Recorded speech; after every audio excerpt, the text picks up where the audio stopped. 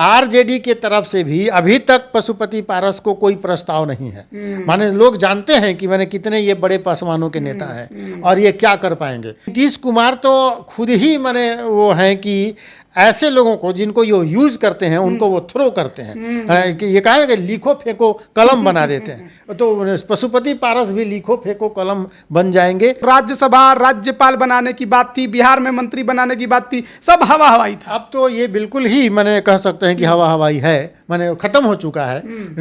पशुपति पारस और प्रिंस, माने ये उम्मीद हम लोग कर रहे थे कि मंत्रिमंडल का विस्तार होगा तो प्रिंस का नाम उसमें हो सकता है। तो हमको नहीं लगता है कि माने महागठबंधन की तरफ से भी या नीतीश कुमार उनको अगर ठेल ठाल के जैसे परुआ बैल को उठा दिया जाए तो कुछ दूर तक चल जाएगा, लेकिन फिर वो बैठ जाएगा। तो सवाल यही है, कहानी समाप्त। हाँ, कहानी खत्म है। भाजपा ने जो समीकरण बनाया है, जो सोशल इंजीनियरिंग की है, उसमें 2 ब्राह्मण, 1 राजपूत, 1 कायस्थ, माने सवर्णों को भी माने अच्छी खासी उनको मिला है, लेकिन अति पिछड़ा 3 और दलित माने 4 दलितों को। लेकिन इसमें एक और चीज गौर करने वाली है, पिछली बार राम सूरत राय यादव समाज से आने वाले मंत्री थे, इस बार कोई यादव समाज का मंत्री नहीं। हाँ, इस बार माने यादवों को पार्टी ने बिल्कुल ही दरकिनार किया है। मुकेश सहनी के पास अब कोई रास्ता नहीं बचा है।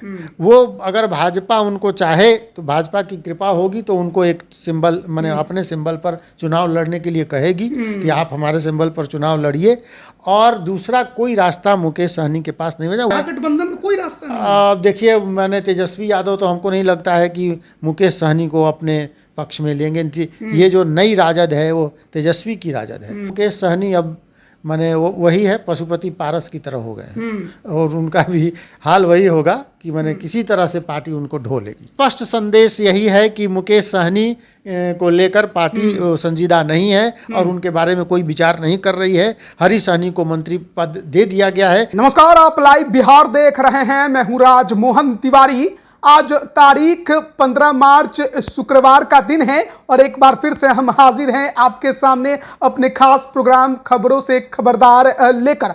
आज की जो दिन भर की घटनाएं हैं उस पर चर्चा करेंगे। सबसे पहले बिहार की राजनीति पर बात कर लेते हैं। सुर्खियों में अगर हम चर्चा करें तो बिहार में जो मंत्रिमंडल विस्तार बीते 1.5 महीने से अटका हुआ है, आखिरकार आज वो पूरा हो गया। 21 मंत्रियों ने आज मंत्री पद की शपथ ली है, जिसमें जेडीयू से 9 और बीजेपी से 12 मंत्री शामिल हैं। इस पर चर्चा करेंगे, लेकिन उसके अलावा आपको बता दें कि इलेक्शन कमीशन ने एक बड़ा ऐलान किया है। कल शनिवार को प्रेस कॉन्फ्रेंस बुलाई है और माना जा रहा है कि लोकसभा चुनाव को लेकर बड़ी घोषणा निर्वाचन आयोग के तरफ से कल की जा सकती है। और उसके अलावा बात करें बिहार की राजनीति पर एक बार फिर से, तो जिस तरीके से चिराग पासवान ने दावा किया कि एनडीए में उनको लेकर सब कुछ अब फिट हो चुका है, उनको जो सीटें मिलनी थी मनमाफिक वो मिल चुकी हैं,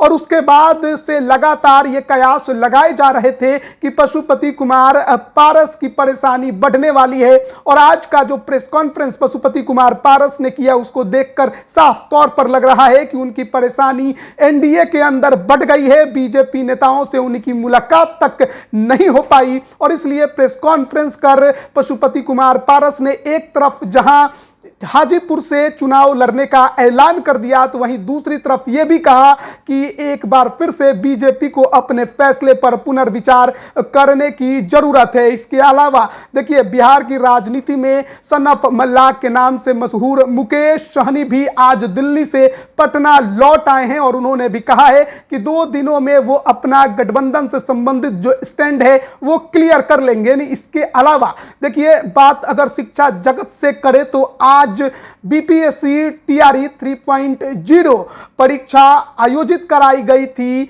और बड़े ही शांतिपूर्ण तरीके से परीक्षा संपन्न भी हुई। लेकिन हजारीबाग झारखंड में एक बड़ा कांड होने की खबर आई है, जहां पर पेपर लीक का मामला भी बनता दिखाई दे रहा है। 200 छात्रों को पुलिस ने रोका और उसके बाद खबर यह आई है कि पुलिस जो आज परीक्षा संपन्न हुई है उस प्रश्न प्रश्न पत्रों का मिलान उन छात्रों के पास मिले प्रश्न पत्र से करेगी और उसके बाद ही इस पर फैसला होगा कि क्या पेपर लीक भी हुआ है या नहीं। तो सबसे पहले खबर की शुरुआत करते हैं बिहार में मंत्रिमंडल विस्तार से। इस पर बात करने के लिए हमारे साथ वरिष्ठ पत्रकार रवि रंजन जी हैं। कैसा देख रहे हैं जो मंत्रिमंडल विस्तार, एक तो बड़े दिन से अटका था, आज संपन्न हुआ है, तो लग रहा है कि लोकसभा चुनाव से पहले कुछ बड़ा देखने को मिला ये तो है। संकेत दे रहा है कि लोकसभा चुनाव से पहले ये जो किया गया, मैंने ठीक पहले, मैंने कल जो प्रेस कॉन्फ्रेंस होने वाला है और ठीक पहले मंत्रिमंडल का जो विस्तार हुआ, उसमें खास बात ये है कि नीतीश कुमार ने ये संकेत दिया कि टिकटों के बंटवारे पर जो पेच फंसी हुई थी वो पूरा हो गया, तभी तो ये मंत्रिमंडल का विस्तार हुआ, क्योंकि उसी कारण से ये रुका हुआ था। जब तक नीतीश कुमार आश्वस्त नहीं हो गए कि उनको 16 सीटें मिल रही हैं, क्योंकि आज उनके एक मंत्री जमा खान ने ये कहा भी कि 16 सीटों पर हम चुनाव लड़ने जा रहे हैं, तो ये कयास लगाया जा सकता है कि 16 सीट उनको मिला है और सीट मिल गया तब मंत्रिमंडल का विस्तार भी हो गया। मंत्रिमंडल के विस्तार में खास बात है कि भाजपा ने अपने कोटे से 9 पुराने मंत्रियों को, जो पहले जो मंत्री थे उनको मंत्री पद से हटाया है और नए चेहरे, माने 7 नए चेहरे उसमें जुड़ गए हैं। तो भाजपा ने भी और जदयू ने भी, जदयू माने आज जो जिन लोगों ने लिया 12 मंत्री बने भाजपा कोटे से और 9 मंत्री बने जदयू से, तो कुल 21 मंत्रियों ने आज लिया। भाजपा ने पत्ता किनका किनका काटा? हाँ, मैं वही देख रहा था, मेरे पास जो सूची है हम आपको वो बता रहे हैं कि तारकिशोर प्रसाद जो डिप्टी सीएम थे पहले, डिप्टी सीएम, उनको मैंने हटाया गया। हालांकि इंदू देवी, ये क्षमा करें, रेणु देवी जो पहले डिप्टी सीएम थी, इस बार उनको मंत्री बनाया गया है। उनके अलावा ये शाहनवाज हुसैन बहुत प्रमुख नाम था, हाँ, माने वो एमएलसी भी नहीं रहे और मंत्री भी नहीं रहे, हालांकि उद्योग विभाग के अच्छे मंत्री माने गए थे। उसके अलावा आलोक रंजन और नारायण प्रसाद, रामप्रीत पासवान, अमरेंद्र प्रताप सिंह और प्रमोद कुमार, जीवेश मिश्रा और राम सूरत राय, ये नाम जो हैं ये पहले मंत्री थे और इन लोगों को इस बार मंत्रालय में जगह नहीं दिया गया। देखिए, भाजपा ने जो समीकरण बनाया है, जो सोशल इंजीनियरिंग की है, उसमें 2 ब्राह्मण, एक राजपूत, एक कायस्थ, माने सवर्णों को भी माने अच्छी खासी उनको मिला है, लेकिन अति पिछड़ा 3 मुसलमान, ये क्षमा करें, मुसलमान तो जदयू कोटे में गया है, अति पिछड़े को और दलित, मतलब 4 दलितों को। लेकिन इसमें एक और चीज गौर करने वाली है, पिछली बार राम सूरत राय यादव समाज से आने वाले मंत्री थे, इस बार कोई यादव समाज का मंत्री नहीं। हाँ, इस बार माने यादवों को पार्टी ने बिल्कुल ही दरकिनार किया है। हालांकि एक नाम जो, हालांकि वो मंत्री नहीं थे पिछली बार, नंद किशोर यादव को विधानसभा अध्यक्ष बना दिया गया है, तो एक बड़ा माने पद उनको दिया गया है। वो सीनियर आदमी है और उनको मिलना भी चाहिए था, लेकिन मंत्रालय में किसी यादव को जगह नहीं मिली है। दलित को जगह मिली है, अति पिछड़े को जगह मिली है, पिछड़े को जगह मिली है। वो भी बता दीजिए। अच्छा, एक जो नए मंत्री जो उसमें है, हरी सहनी का नाम सबसे प्रमुख है। नए मंत्री जो बनाए गए, हरी सहनी विधान परिषद में वो नेता प्रतिपक्ष थे उस समय, और उनको जब मौका मिला तो एक बार फिर तो उनको माना जाए कि ये मुकेश सहनी के विकल्प के तौर पर हरी सहनी को बीजेपी ने अब खड़ा करने का पूरा सेट कर दिया। बिल्कुल देख सकते हैं, इसमें एकदम स्पष्ट संदेश यही है कि मुकेश सहनी को लेकर पार्टी संजीदा नहीं है और उनके बारे में कोई विचार नहीं कर रही है। हरी सहनी को मंत्री पद दे दिया गया है। उसके अलावा आप देखें, संतोष सिंह नया चेहरा है बिल्कुल, उसी तरह से सुरेंद्र मेहता, दिलीप जायसवाल और नीतीश मिश्रा हालांकि जदयू में एक बार ग्रामीण विकास मंत्री रह चुके हैं वो पहले, लेकिन जब से वो भाजपा में आए हैं तब से पहली बार उनको मंत्री बनाया गया है। और इसके अलावा केदार गुप्ता जो कुढ़नी से माने उपचुनाव जीते थे, केदार गुप्ता को भी इस बार मंत्री पद दिया गया। हालांकि केदार गुप्ता ये कह रहे थे कि मुजफ्फरपुर से वो चुनाव लड़ेंगे, लेकिन इस बार उनको मंत्री बना के उनका वो जो एजेंडा था उसको मैंने खत्म कर दिया गया। और देखिए कि कृष्णनंदन पासवान, एक दुसाध जाति से मैंने पासवान का भी एक प्रतिनिधित्व दिया गया। रामप्रीत पासवान, हाँ, उनके जगह पर ये मिल गया। तो ये 7 जो नए मंत्री बने हैं, पार्टी ने ये संकेत देने की कोशिश की है कि एक तो जमीन से जुड़े कार्यकर्ताओं को भी, जो नए लोग हैं, नए चेहरों को भी हम जगह दे रहे हैं और पुराने चेहरों को हटाया गया है, 9 लोगों को हटाया गया है। तो सोशल इंजीनियरिंग का भी खास ख्याल रखा गया है। नए और पुराने माने नए लोगों को माने दूसरी पंक्ति जो बनाने की तैयारी है वो पंक्ति बनाने की तैयारी मैंने आप सोच सकते हैं कि सम्राट चौधरी को डिप्टी सीएम बनाया गया, पार्टी का प्रदेश अध्यक्ष बनाया गया, विजय सिन्हा को बनाया गया। तो ये एक सेकंड लाइन पार्टी खड़ा कर रही है और एक मजबूत माने लाइन खड़ा करने की कोशिश की है। बिहार में मंत्रिमंडल विस्तार का असर सीटों के बंटवारे पर भी पड़ेगा और उसका भी कल तक खुलासा हो जाना चाहिए। हमको लगता है कि कल प्रेस कॉन्फ्रेंस हो जाएगा चुनाव आयोग का, तो आचार संहिता लागू हो जाएगी और कल बहुत सारी बातें चुनाव आयोग की तरफ से कही जाएंगी। लेकिन मंत्रिमंडल विस्तार के बाद अब एक ही पेच है कि सीटों का बंटवारा हो जाए। हाँ, ऐलान कब होगा और एनडीए और महागठबंधन दोनों पर नजर है। अच्छा, जब अब हम लोग सीटों की बात कर रहे हैं तो फिर पशुपति कुमार पारस की चर्चा क्यों ना की जाए। हाँ। आज तो खुल्लम खुल्ला उन्होंने कही है कि एक तरह से चेतावनी दे दी एनडीए को कि अगर आपने हमारा इज्जत नहीं किया, हमारा सम्मान नहीं किया, तो अब हम आजाद हैं अपना फैसला लेने के लिए, हाजीपुर तो हम ही लड़ेंगे। हाँ, देखिए पशुपति पारस के पास अब कुछ रह नहीं गया कहने के लिए, और जिस तरह से वो प्रेस कॉन्फ्रेंस में थके हुए से एक नेता की तरह लग रहे थे और ये दिखाने की कोशिश की हमारे साथ 2 सांसद हैं या 3 सांसद हैं, वो बता रहे थे कि हमारे पास सांसद भी हैं लेकिन हमारे साथ अन्याय हो रहा है, आज भी हम कहेंगे कि मेरी तरफ देखा जाए, उनको ध्यान दिया जाए।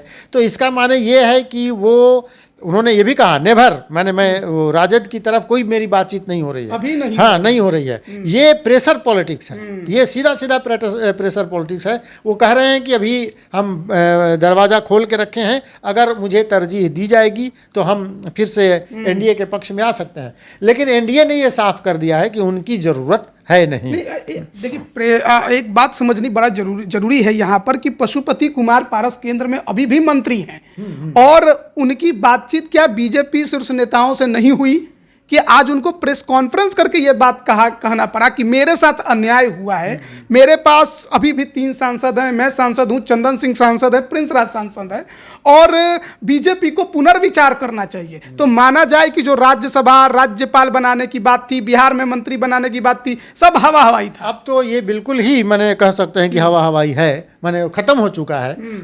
पशुपति पारस और प्रिंस, माने ये उम्मीद हम लोग कर रहे थे कि मंत्रिमंडल का विस्तार होगा तो प्रिंस का नाम उसमें हो सकता है, लेकिन वो भी खत्म है। तो हवा हवाई माने वो जो नेता, जैसा कि ये पशुपति पारस केवल उनके पीछे पीछे चलने वाले थे रामविलास पासवान के, और उन्होंने उनका उत्तराधिकार को मैंने हड़पने की कोशिश की। मैं उत्तराधिकारी, मेरे भाई ने मुझे हाजीपुर से कहा था, और ये अब हाजीपुर से चुनाव घोषणा करेंगे तो हो सकता है ये एनडीए में कुछ डर जाएंगे, चिराग पासवान डर जाएंगे, वो पीछे हट जाएंगे।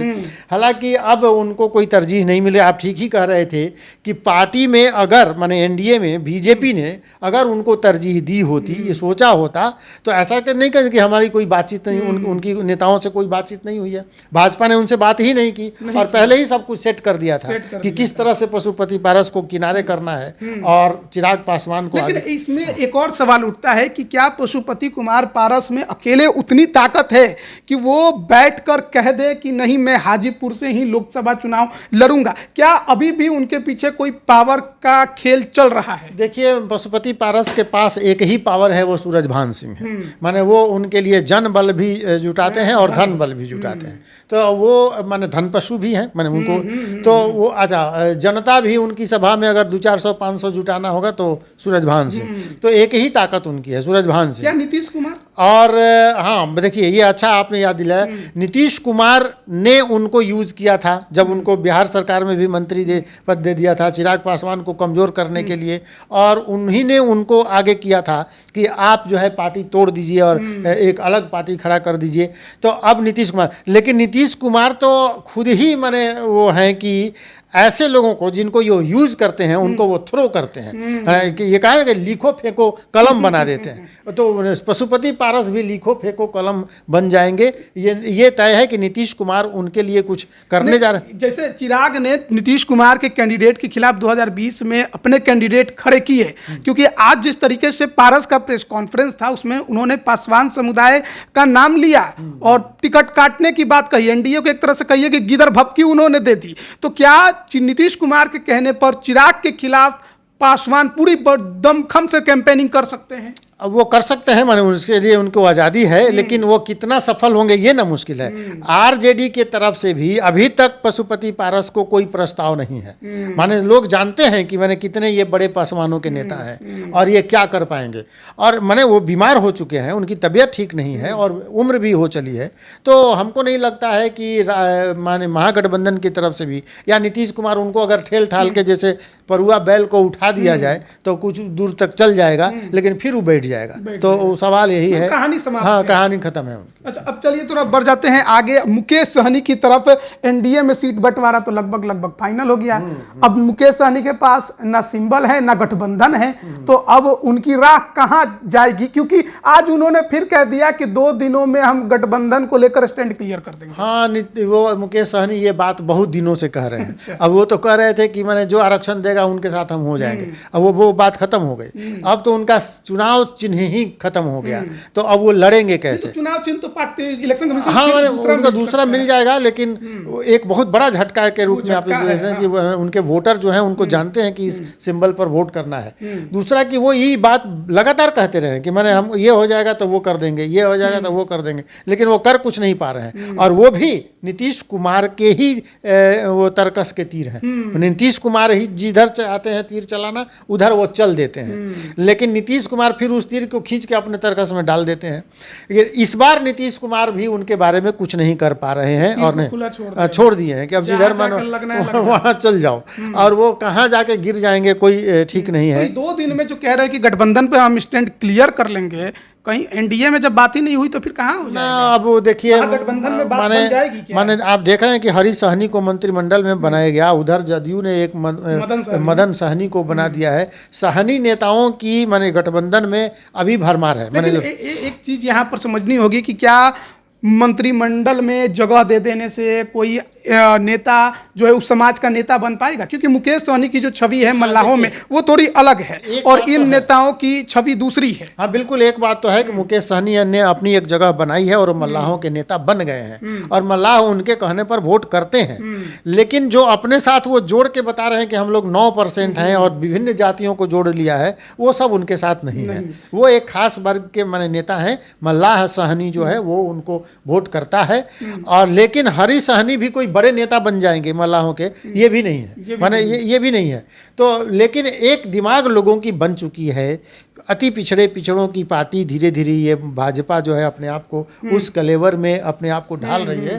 तो अब जो सहनी हैं, जो मल्लाह हैं, जो पिछड़े हैं, जो अति पिछड़े हैं, जो कुशवाहा है, जो कुर्मी है, कहार है, ये सब उनके साथ माने धीरे धीरे। मुकेश सहनी के पास रास्ता क्या है? अगर एनडीए में बात नहीं बनी तो क्या करेंगे? क्योंकि तेजस्वी के साथ उनका झगड़ा 2020 का जो हुआ अब तक वो पूरी तरह से खत्म नहीं हुआ। नहीं, मुकेश सहनी के पास अब कोई रास्ता नहीं बचा है।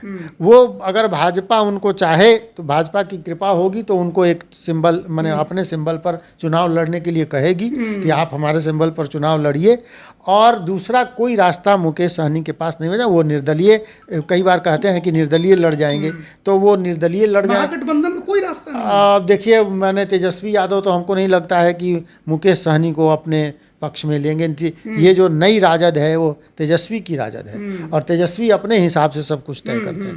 तो इसमें मुकेश सहनी का अगर लालू प्रसाद यादव से अगर कोई उनकी बात बने और वो कुछ करें, तब शायद उनका कोई रास्ता खुल सकता है। नहीं तो मुकेश सहनी अब माने वही है, पशुपति पारस की तरह हो गए हैं, और उनका भी हाल वही होगा कि माने किसी तरह से पार्टी उनको ढो लेगी, किसी तरह से पार्टी उनको ढो ले। तो देखिए, यही हालात अभी कुछ नेताओं के बिहार की राजनीति में बन गए हैं, जिसमें पहला नाम पशुपति कुमार पारस का है, तो अब दूसरे नाम के तौर पर सन ऑफ मल्लाह के नाम से मशहूर मुकेश सहनी भी दिखाई दे रहे हैं। क्योंकि देखिए, गठबंधन में बात दोनों ही नेताओं की नहीं बनी, और उसके बाद अब जिस तरीके से प्रेशर पॉलिटिक्स पशुपति कुमार पारस ने शुरू किया है, वो भी अपने आप में बड़ा ही दिलचस्प है, क्योंकि उन्होंने साफ कहा है कि हमारे पास 3 सांसद हैं, जिसमें वो खुद भी हैं, और उन्होंने कहा कि जिस सीट से सांसद हैं वहीं से लड़ेंगे। यानी कि हाजीपुर चुनाव लड़ने का ऐलान पशुपति कुमार पारस ने कर दिया है। लेकिन सवाल है कि किसके दम पर,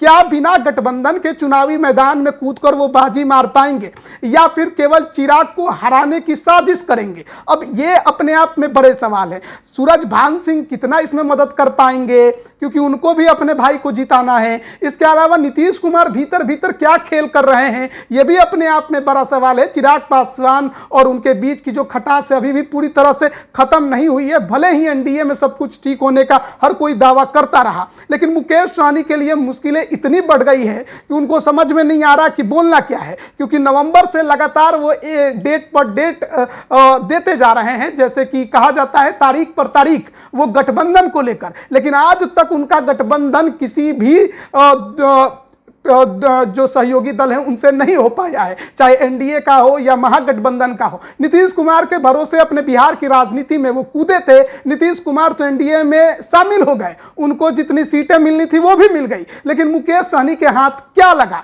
जो सिंबल था वो भी हाथ से निकल गया है। ऐसे में बिहार की राजनीति बड़ा दिलचस्प मोड़ पर खड़ी हो गई है, क्योंकि मंत्रिमंडल विस्तार के जरिए इलेक्शन से, यानी लोकसभा चुनाव से पहले सोशल इंजीनियरिंग कर हर समाज को साधने की कोशिश एनडीए ने की है। आज कैबिनेट बैठक में 104 एजेंडों पर मुहर लगाई है, उसमें कई महत्वपूर्ण फैसले लिए गए हैं। राजगीर में इंटरनेशनल एयरपोर्ट बनाने की बात कही गई है, बीसीसीआई को मोइनुल हक स्टेडियम सौंपने की बात कही गई है, भागलपुर एयरपोर्ट के जीर्णोद्धार की बात कही गई है, सरकारी कर्मचारियों के डीए बढ़ाने की बात कही गई है, 4% डीए उनके बढ़ा दिए गए हैं। तो एक तरफ बीजेपी और जेडीयू दोनों मिलकर बिहार की राजनीति को अपने पकड़ में ले रहे हैं, लेकिन एक तरफ दूसरी तरफ कहिए महागठबंधन में ना अब तक सीटों पर कुछ मसला तय हो पाया है, और ना ही ये पारस और मुकेश सहनी अब तक कुछ फाइनल कर पाए हैं कि क्या करेंगे। अब मुकेश सहनी ने कहा है 2 दिन का समय है, 2 दिन में सब कुछ क्लियर कर देंगे। देखना होगा कि वो क्लियर करते हैं